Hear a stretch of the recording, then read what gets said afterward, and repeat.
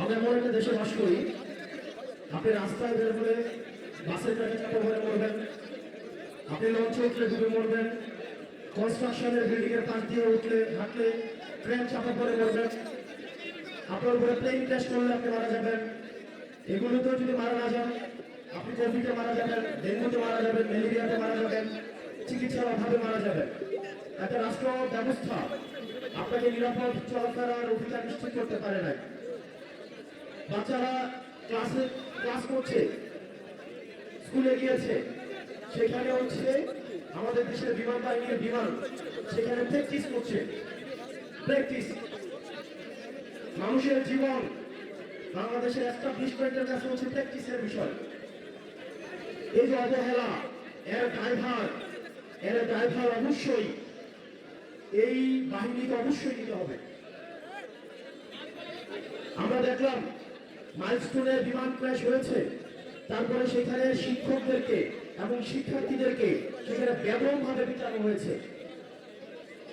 আমরা দেখলাম প্রশাসন যথাযথ, আমাদের একজন স্বাস্থ্যমন্ত্রী আছে বাংলাদেশের, চিনেন ওনাকে? উনি ডক্টর মোহাম্মদ ইউনূসের ভাই ব্রাদার কোথায় আসছে? ডক্টর মোহাম্মদ ইউনূসের স্বজনপ্রীতির সবচেয়ে বড় এক্সাম্পল হচ্ছে স্বাস্থ্য উপদেষ্টা। সবসময় বলে আসছি, এই স্বাস্থ্য উপদেষ্টা এটা কোনো প্রয়োজন নাই। আপনার দেখছেন আমার কোন ধরনের অ্যাক্টিভিটি? উনি যে বেতনটা নেয়, এই বেতনটা হারাম হবে। উনি যে গাড়িটা চলে সরকারের টাকায়, এটা হচ্ছে জনগণের সাথে বেমানি। এই স্বাস্থ্য উপদেষ্টা এটা কোনো কাজের না। উনি কিচ্ছু বুঝে না, উনি স্বাস্থ্য ব্যবস্থা বুঝে না, উনি চিকিৎসা বুঝে না, উনি ইনস্ট্রুমেন্টাল না, কোনো নলেজ নাই। ওনার একমাত্র যোগ্যতা, উনি গ্রামীণ ব্যাংকে ছিল এবং ডক্টর মোহাম্মদ ইউনূসের হচ্ছে খুব কাছের মানুষ। এটাই ওনার যোগ্যতা। এই স্বাস্থ্য উপদেষ্টা নিয়ে আমরা কি করিব? এবং দুঃখজনক বিষয়, উনি নিজে চিকিৎসা করাইতে সিঙ্গাপুর যায়। উনি চিকিৎসা করাইতে নিজে সিঙ্গাপুর যায়। এখন আমরা বললে তো হচ্ছে বিরাট গাজার হয়, আমরা বললে রাগ হয়, রাগ। ওনাকে নিয়ে একবার কথা বলছিলাম, এরপর উনি আর আমাদের সাথে কোনো যোগাযোগ করে না।